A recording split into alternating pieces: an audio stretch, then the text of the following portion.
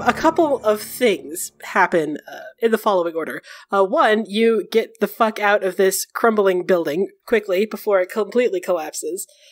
You talk, let's call it talk, to the magisters of the Chantry Loyalist faction, and considering their immediate options, they agree. Of course. Of course they will convene, the Cardinals will convene and nominate Dorian Pavis to be the next Black Divine. Of course we were in favor the whole time of sending aid against the Blight. It's totally fucking fine. Dorian does not quite know how to feel about this development. It was briefly mentioned several episodes ago, but it's a little more real now. He is... as soon as it becomes clear that, yes, he's going to be the next Black Divine, he just sort of, walks into, a separate room, and you can hear, muffled screaming from the other side of the door for, 20 minutes. It's fine. He's fine. Don't worry about it. It's fine. So, the Archon has requested to meet you the day after you dealt with the Chantry Loyalist, and now you've got all of the Chantry Loyalists' undivided faith, right? There sure is a blight, and we sure do believe you, and now we are headed up by a member of the Lucerni. Cool and good and fine, and not at all completely jarring and destabilizing. But the Archon wanted to talk to you the day after all of this happened. So tomorrow, you're going to have to go to the Archon and give him the good news? Yeah, good news, sure. But until then, the rest of this episode is going to be resolving personal quests. Oh, good. I have a list, y'all. Of course you do. Of stuff that we are going to resolve before the end of this episode. So, Kasana, you all return home. You return back to the Pavis estate. And Mayveris is not there, which is a deviation because she has spent, the majority of the last couple weeks in the kitchen. Mm-hmm, right? Baking every single thing. Right. She did leave snacks out for you, so there are signs of her presence. Always leaving snacks. Yeah, she did leave a plate of cookies and a note for you all. And I don't know about you, but Dorian takes he sees the plate of cookies and he's like, these are mine. He has earned these cookies, they're his cookies now. He takes the plate of cookies and he leaves with them. Okay, that's fine, but where is my Kadon? Is that all the cookies? Where are there other cookies? I'm looking around the kitchen. I mean, statistically, probably. I mean, she's been baking up a storm, so there's probably dozens still around. Okay, that's my priority now. There is the note. I'm just saying, I didn't say note. Exactly, note. So I'm I'm gonna look at that. I'm cool, you have the cookies, I'll check out the note. You read the note, and it is definitely Mayveris' handwriting. She says, I went out to the cemetery. I will be back in a few hours. I made you cookies, and also there's a lasagna that you can heat up. The cemetery. Yeah, so Minrathis does have a cemetery, a big, obviously very, very old cemetery. And you've never really been there before, but you have an idea of where it is within the bounds of the city. It's not a super long distance. If there is probably walked, you could certainly walk if you cared to. Yeah, I'm why did she? And then I'm all right, anyway, I'm gonna go to there. Goodbye. Elliot and Sabrea raid the kitchen. Right. Yep. Absolutely. We find the lasagna. You find the lasagna and you start reheating it. And then we spend the rest of the time trying to figure out how one actually reheats a lasagna, because we're not sure. Hey, no. I've established Elian is a good cook. There we go. Okay. I don't know how to reheat a lasagna. I'm I could build a fire. You don't even know what a lasagna is. That's true. But I do know that Mayveris makes good food, and so... So you head out to the cemetery. Like I said, you've never been there, you've never had occasion to go there, so you don't really know what to expect. But it's pretty, it's peak to winter, even the cemeteries are full of, climbing vines and, beautiful flowers.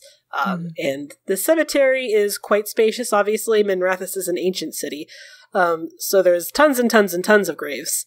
It does not take very long to find Mayveris. She has set up what looks like a small picnic, a checkered blanket over one particular grave, and she has a small little picnic basket with her, but she doesn't appear to be getting into it yet. She's just sort of sitting, her back is to you, her golden curls sort of fluttering in the wind. I just sort of take it in. I'm not where I would have chosen to picnic, but it has charm. She turns back and says, "Oh, Cassandra, I didn't expect to see you here."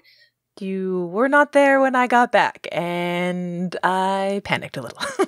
Even though you left a note. Yeah, it seems a little weird that you would panic if I leave a note for you, but okay. Hi, here I am. Hello. Can I join you? I suppose, if you'd like. And I'm gonna go ahead and sit down. I'm like, So you sit down next to her, and indeed she does have a little spread. The picnic basket is open, but she hasn't really gotten into it yet. She has packed probably too much food for one person, but she's Mithadra, right? She doesn't cook by halves. And as you are taking in the scene around you, you realize that she has set up this little picnic on one particular grave, and the name is Thorold Tethris. Mm-hmm. And I definitely take note of that. I'm like, so do you visit him often? Oh, well, yes, on the anniversary. Ah. I try to visit also on other important dates, his birthday and our marriage anniversary.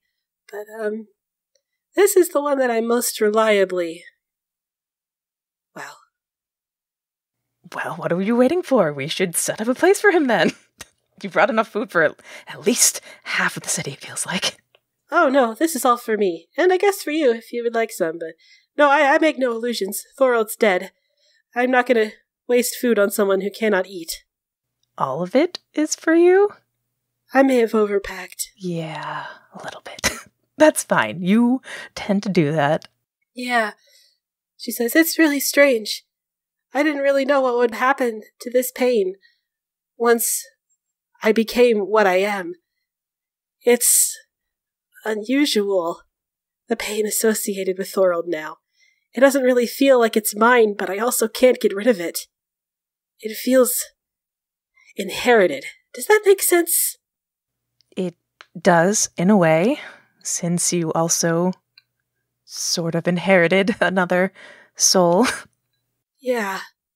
It's real, but it's out of focus, almost.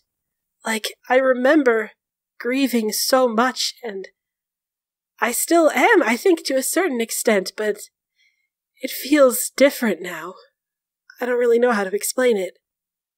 Well, if you don't know how to explain it, you don't have to talk about it. It's fine. She says, it's not that I don't want to talk about it, it's just... I don't know how. She says, Mithadra loved him so much. She was so devoted to him, and I still feel the echoes of that grief. I don't really know what to do with it now. We could start new traditions. I feel like it would be a disservice to Thorold's memory to not at least visit him on occasion like this. She says, yes, he was very punctual. Was he? I did not know that about him. But she says, it was actually always a point of contention between him and his cousin, Varric.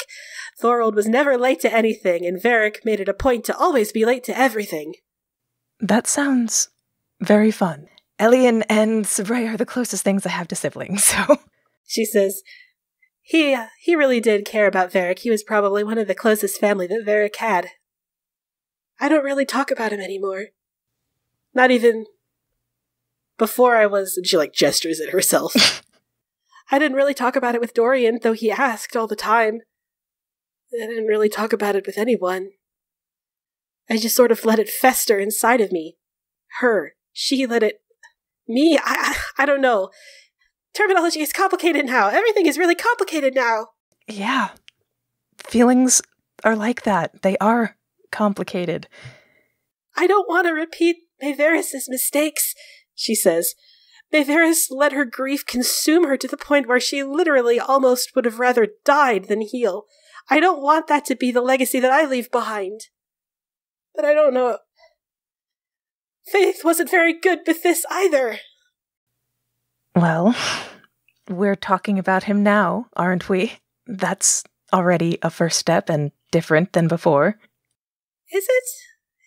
Do you know much about grief, Cassandra? She asks genuinely, like she's not like saying it challenging, like she's saying like genuinely, do you know anything about grief?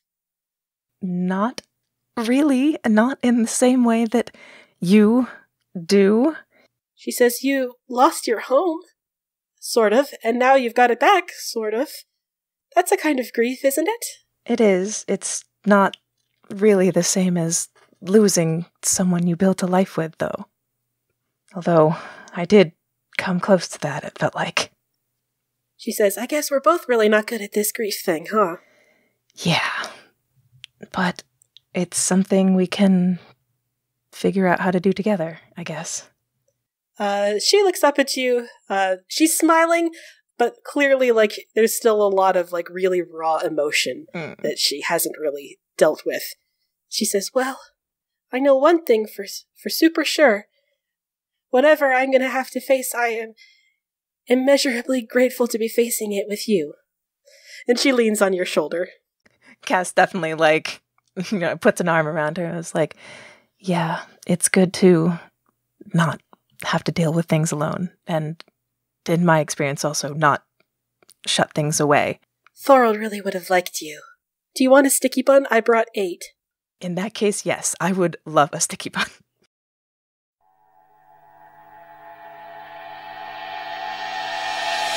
The next scene that I would like to do is Talgan.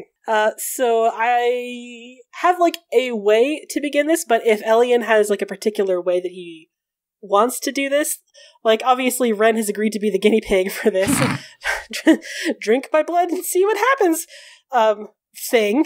And by the way, it happened sort of off scene, but like right before you left to go talk to Liliana, Landon sort of like busted in front of you. He's like, "Hey, stand still!" And then he pulled out a knife. And like, I probably should have done this on screen, but it happened so quickly you didn't even have time to react. You're like, what? Like, Landon, hold still, pulls out knife, and then he just took a sample of your blood, and then he healed it up. And then he's like, "Thanks," and then he left, and that was all. Sabra, your boyfriend is alarming. Listen, he's a nerd. At his core, that's all that Landon is. He's just a fucking nerd. You get used to it if you hang around him long enough. It's fine. I don't know that he has any specific idea of how he wants to approach this, because, like, I think in his mind he was gonna wait until after we prove that it works with Ren before even, like, attempting to get Talgan's hopes up. It can't be, like, a bad idea. Like, this is a big ask, right? Yeah. Like even if you do have a proof of concept with Ren, it's still, like, a lot. Like, yeah. So I guess what I'm getting at is I didn't have an idea exactly of how he was going to approach it, because I don't know that he was going to approach it, because he's only had, like, 24 hours with the idea at this point. So how I had pictured it happening was that Elian came back from Enrathis, and then you saw, Cass read the note and be like, bye, and then leave immediately. And the cookies are gone too, which sucks. Right? Then, rude. Talgan comes out, and, like, Dorian just, like, storms past him up the stairs with a plate of cookies. And Talgan's like, hey, how'd it go? Okay, bye. And then he, like, turns back to, like, you and Sabra sitting at the table. Is like, what's up his ass? We might have, made him the new Black Divine. Oh, no wonder he's pissed then. Uh-huh. I don't know why he's pissed. Seems like a good deal to me. Order around a bunch of Tevinter assholes. I mean, that's kind of the point against it.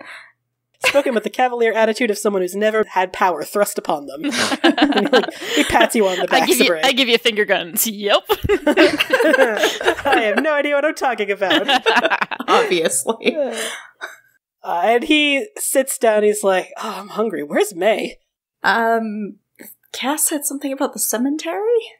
I guess I could dip into one of the 500 dishes that she's made in the past 48 hours. Elian's trying to mimic this lasagna. Oh, lasagna.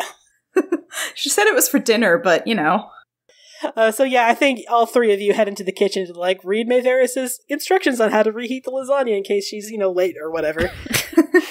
And you busy yourselves with that for a while. I don't know if we've talked about the religion thing around him yet, so I think I'm still, like, talking to Elian, and I'm like, no, but really, how does it feel to basically be the son of a god? I'm not even remotely. Talgan did hear a little bit about it. He's like, so have you got a good answer to the problem of evil, Elian? I just flip him off. I expect a religious treatise from you, you know? If you're going to be related to divinity or whatever. Talgan says, if we bought you a copy of the unabridged Chant of Light, could you make corrections, like liner notes? Or... Talgan's got the right idea. Also, by the way, when are you going to be healing my brother? Whenever your boyfriend figures out if it works or not. Yeah, that's a good point. You're going to be healing Bren? Healing him from what? Well, the blight, you know? He's got the blight. Well, yeah, but he's a warden, and they're supposed to have the blight. Yeah, but it's not Right. good for them long term, apparently. I actually didn't really know this until a couple days ago. The blight, bad for people. Yeah, it's weird. Who'd have thought? Not me. Lannon is a lucky guy. He really is. He says, you really think it'll work? I don't know. I mean... It better work. Well, I mean, according to the stories about the ashes, they worked, and there's family history of, you know, theoretically, we have the ability to heal. And I don't know if it's still strong enough. I don't know how this works, but maybe. I mean, my grandmother was able to heal a bird, which, I mean, I know is a lot smaller, but trying to think positively here. I'm getting more and more nervous about the idea of you healing Ren. Talgan says, huh, and he glances over his shoulder toward his bedroom door, and, like, you know what he's thinking. Mm-hmm. Like, he's obviously connecting the dots and thinking about, could this theoretically be applied to his mother? I didn't want to say anything right away.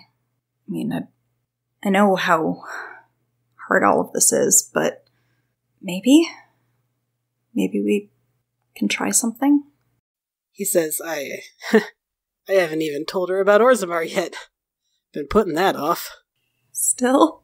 Yeah, I know. Get off my back, Orlesian. Jesus. You can have both the conversations at once. It's hard on me, okay? I've got a lot of baggage assigned to Orzammar. It's okay. I don't have a leg to stand on. I didn't write my own mother for 5 years, so. Oh, Elian. I know. For Elian. shame. I That's know. just, you can't do that. Fuck off, Sabre. You don't have a mother. Oh, God. If we're my mother playing the were orphan alive, card. I would write her. Talgan says, look, I don't even have a firm thing to tell her. I haven't even made up my mind about whether or not I want to go back to Orzammar and, you know, fucking be a lord there. You think maybe she might have some good advice? I don't know. How clear-headed is she today, you know? Has she been having more bad days, or? Yeah, more bad days than good. This morning, she didn't even recognize me. I'm sorry. I literally can't imagine what that must feel like. I mean, it's not a great feeling. It's pretty shitty. Well, maybe that's all the more reason to give the alien thing a chance. Talgan says, I don't know. Like, theoretically, we could just, you know, give it to her with the morning tea and hope she drinks it, but I should probably at least mention it to her. Feels weird to, like, trick her into cannibalism. Yeah, no, consent seems like a good call here. Yeah. Definitely. I guess I should probably... and he sighs and he stands up. He says, I should probably talk to her. Her morning nap's almost over. I should probably wake her up and I should probably tell her about Orzammar, I guess. Do you, want some company on that? I mean, I know it's not easy to look at, so I won't ask you to, but... Like, you can tell, like, kind of, yeah. Like, you can tell he's like, yeah, I don't want to do this alone. Like, it really hurts every time I have to do this. I mean, Talgan's like a brother now. Yeah. I reach over and I just squeeze his shoulder. Obviously, I'm happy to be there for you. He says, yeah, okay. All right. And he starts, like, the lasagna is in the oven. Now you just have to wait probably, like, 40-ish minutes for it to be done. So he says, well...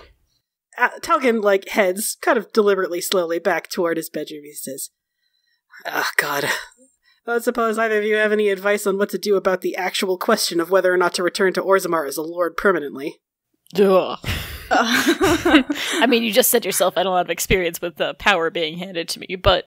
Well, yeah, but, you know, it's like, I gotta come up with an answer at some point, and fucking, I don't know, man. Like, I hate Orzammar, but... King Balin's been making a lot of reforms. There's a lot of balls in the air on this one. You think you could do some good there, bud? I mean, theoretically, yeah, but, like, also it sucks. Like, it sucks in Orzammar. What about the ladies? There are a lot of pretty dwarven ladies, that's true. I mean...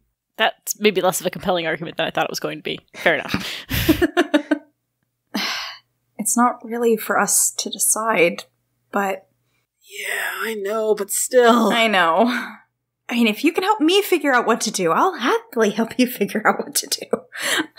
One existential crisis at a time. He opens the bedroom door and he says, all right, well, maybe I can just delicately dance around the subject. She's probably not going to remember it tomorrow anyway, right?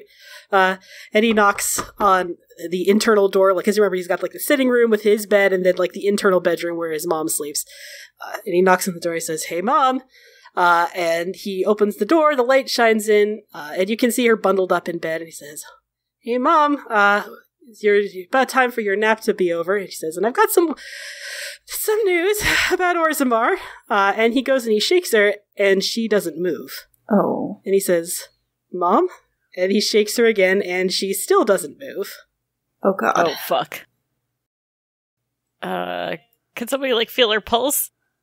Yeah, that's the next step that he does. He reaches out and he puts his fingers kind of hesitantly against the side of her neck, and then he takes the fingers away, and he does not turn back to face you.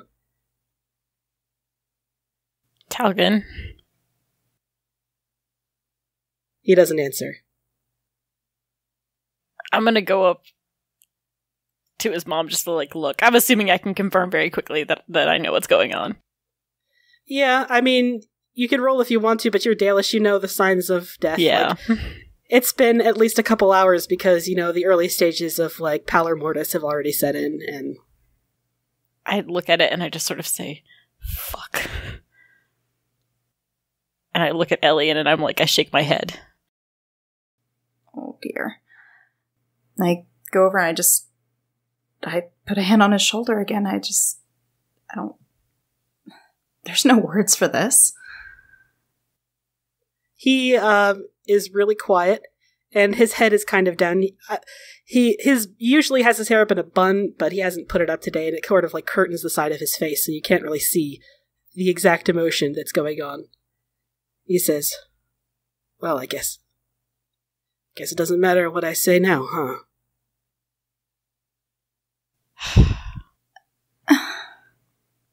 Oh. This is the hardest thing. Talgan, He says, respectfully, could you guys please get the fuck out? Yeah. Thanks. And he just sort of stays behind as you guys gracefully exit the room. Oh. I look at you as we, like, leave, and I'm like, that's possibly the most cruel thing that I've ever seen happen. I didn't do it deliberately. How could we have known? Well, it's not cruel because people are cruel. It's cruel because life is cruel. Yeah. Sort of, like, sit down heavily on a chair. Yeah.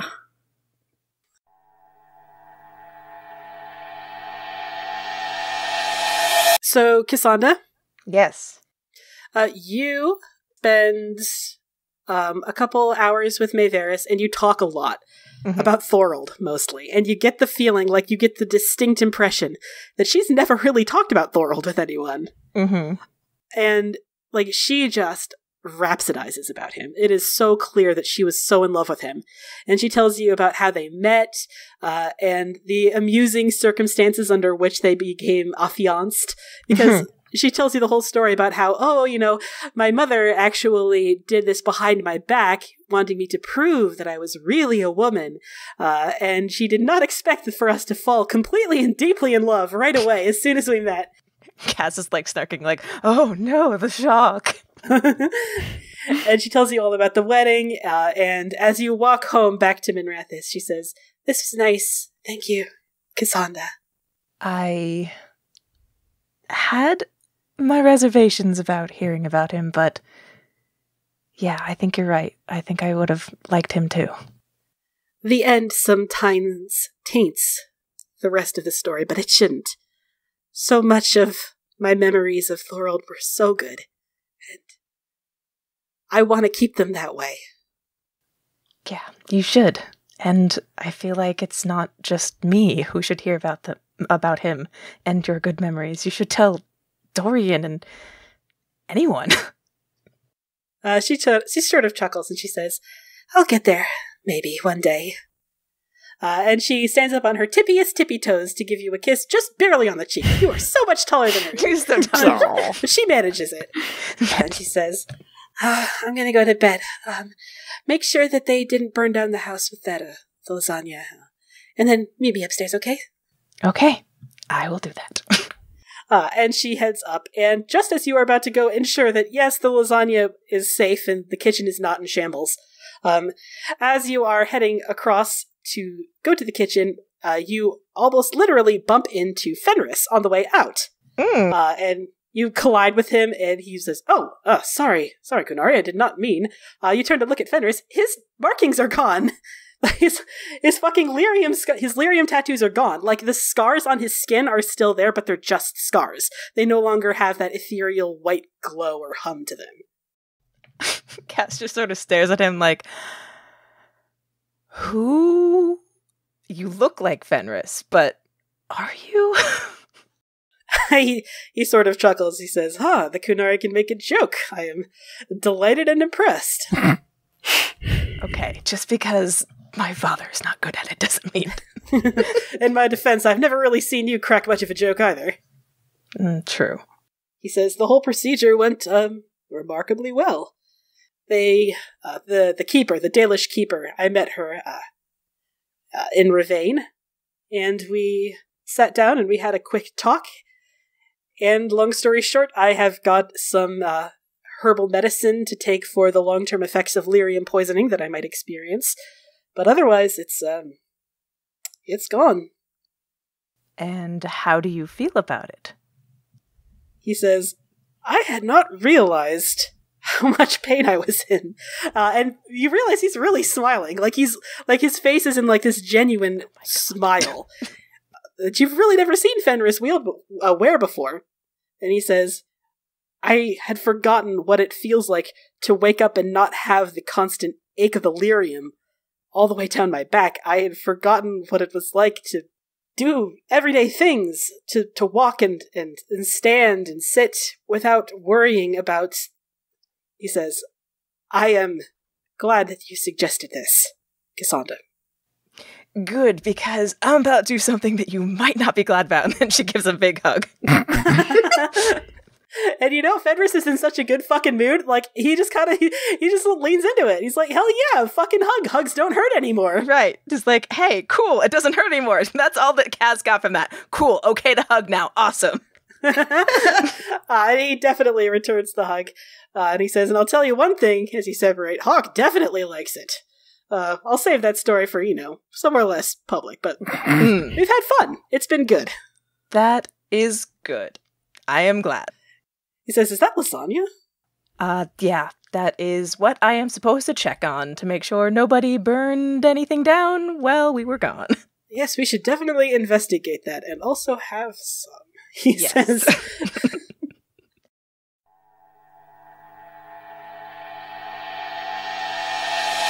So, Elian. Yeah? Talgan spends most of the rest of the day alone. He doesn't quite know what to do with her remains for a while because she's a surfacer dwarf now. She practiced the dwarven religion, but they would not accept a return to the stone. So he has her put under a shroud for now, and he starts he sends a letter off to King Balin saying hey, shithead, if you want me to be a lord in your stupid council, figure out a way to send my mother's remains back to the stone. And the only thing you see of this is him bent over his desk, scribbling away, while his mother lays respectfully, covered in a white shroud on the bed inside. What is Elian feeling most of that rest of the day?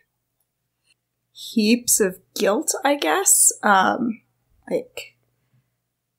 Guilt for pushing Talgan into this, guilt for not helping him say something earlier, guilt for even planting a seed in his mind that, maybe we could help her. Catholic guilt. Just guilt. Giant heaps of Catholic guilt. Catholic guilt. Like a little the SpongeBob gif with the rainbow. Catholic guilt. It's not my fault, but somehow I feel like it is. There's literally no way I could have known or prevented this, but it's still my fault. Yep. So you're feeling a little bit down in the dumps when suddenly the cellar door opens and two of Dorian's servants come up, and one of them is saying, like, no, it's really fine, I promise, like, the magic is completely harmless, you can just come on upstairs. And following the servant up is your mother and your father. And they look like they just went through an illuvian, probably. And it was an experience for them. I was not expecting it to happen days later. No, I jump up and I run over to them. And thank goodness she sees you. She's like, oh, Hellion, there you are. Thank goodness. And she pulls you into a tight hug. And your father does. He joins the hug as well. And he says, your mother has told me that you learned the family secret. Yep. Sure did. He thumps you on the back. He's like, how you holding up, sport? Oh, excellent, How do you think? No further questions. He's definitely a dad. He's like, cool, good talk. And your mother sort of like gives him like a little smack on the shoulder. She's like, that's quite enough, dear. And she turns down to you and she says, well, I did not expect the method of transport was quite... I meant to warn you, but... it's all right. We met one of the Lucerni? Lucerni. We met one of the Lucerni and they explained that an illuvian, and it was only a little bit jarring. It's fine. It's fine. We're fine. You made it. It's okay. She says, it's so strange to think that we'll be safer here in Twinter than we would back in Orlais, but, well, I will trust your expertise in this matter, my darling. Get used to the feeling, I say, and I kiss her cheek. And she says, so, where's this boyfriend of yours? I have some questions. Oh, right now. Your father says, I actually have a list of questions. Oh, no. Oh, no. I have it prepared in my bag. That's a very good point. No. Questions can wait for after dinner. And your mother says, oh, darling, it's so sweet you thought I was making a request. You didn't write to her. I deserve this. But Leander doesn't. Suffice it to say, both of your parents spend just a way too much time just interrogating you. And just, oh boy.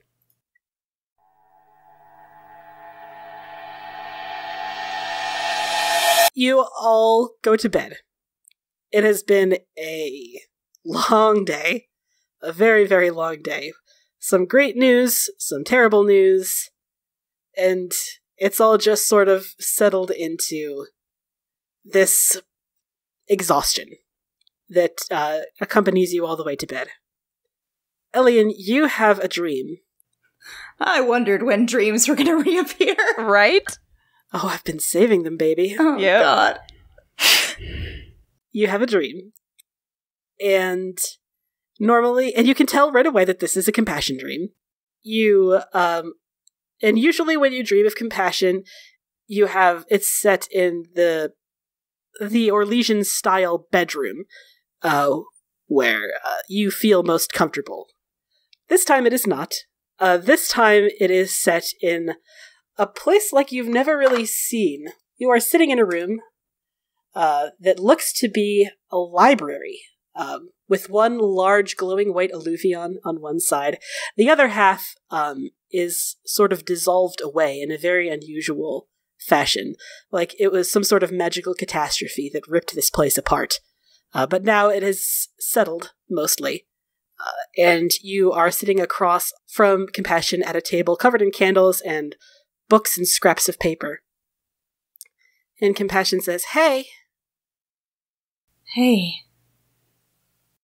I know the setting's a little different, I'm sorry. I had to kind of take the reins for this dream. What is this place? I don't know if the words will translate right.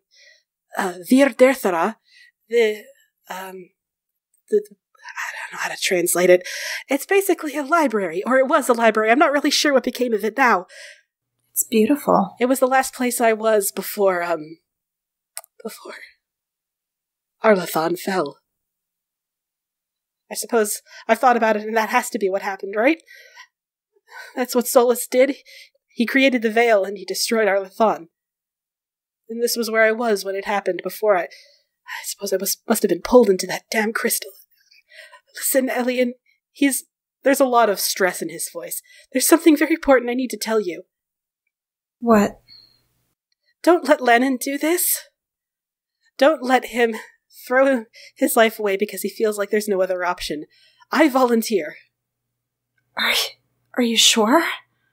He says, this place, he stands up, and he starts walking around. I know they look like books to your eyes, but they're not books. Each of these books is an idea, a memory, a process of thought that was crystallized and left in this shape. They connected the dreams and memories and ideas of everyone throughout the Empire. He says, this was my home, and it's gone now. And I know I've been putting on a brave face, and I've been trying not to let any of that show, but being ripped away from Arlathon has been horrible for me. I miss my home, and I will never be able to forgive Solus for what he's done to it. And if there's any way that I can help, I'm going to take it. So it's a role reversal, but I wrap him in a tight hug. He definitely returns the hug very tightly. He is shaking a little, like he's so upset that he can't even cry. I'll miss you. I'll miss you too. This is extraordinarily brave and a little stupid, but mostly brave. He says, just like last time, okay? When it happens, say my name. I've seen Lennon's spell. I know how it works. I'll do it. You don't want me to tell them? No, don't tell them. Especially not Justice. Don't tell him. Don't tell anyone. How could you... Like, I've seen the looks between the two of them. Like, how could you even consider not telling him? If I tell him, it won't happen at all. I know Justice. I've known him for 10,000 years. If he knew what I was doing right now, he would do something stupid, and he's like the crying is starting to catch up to him. He'd do something stupid, like put himself in the blow, and I can't let him do that. So I'm just not going to tell him, okay? Please, for me. I'm still hugging him tightly. Don't agree with that, but you have done so much for us. You know we wouldn't ask this of you. You don't have to ask, he says. I'm volunteering. Okay.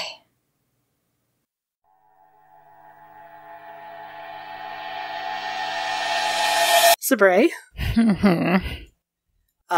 You have a dream too. You are nowhere, you think.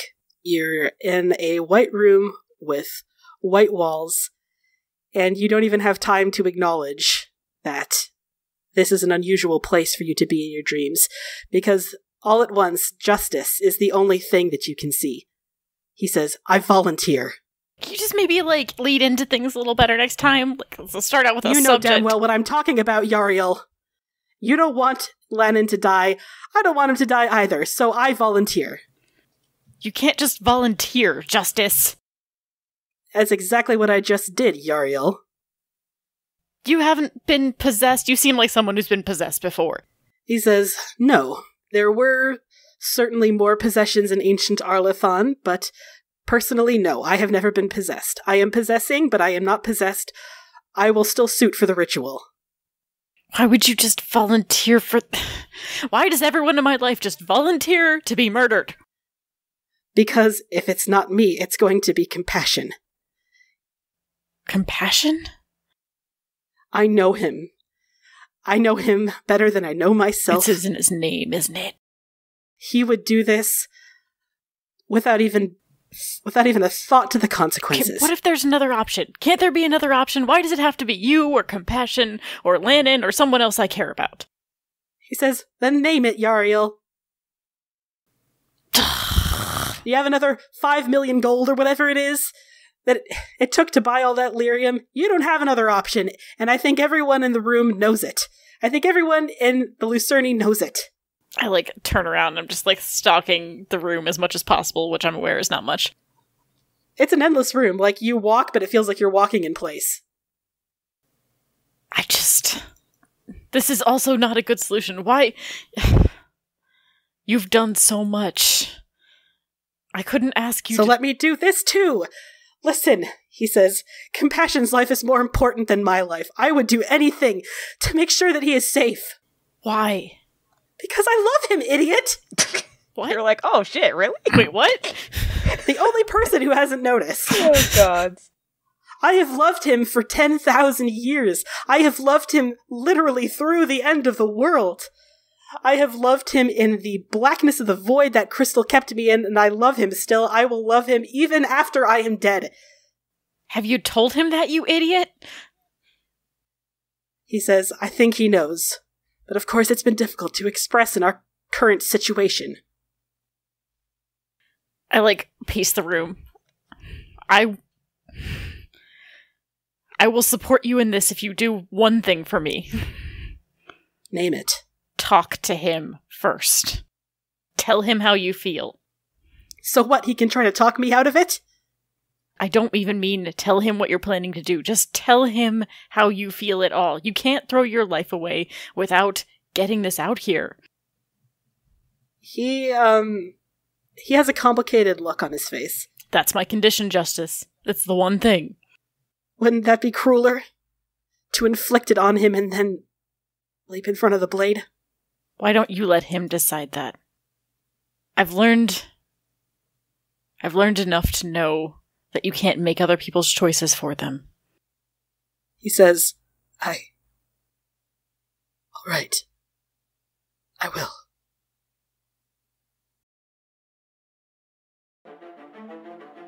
Hey friends, Tessa here. If you're desperate to hear the next episode, chances are good that you can by joining our Discord server.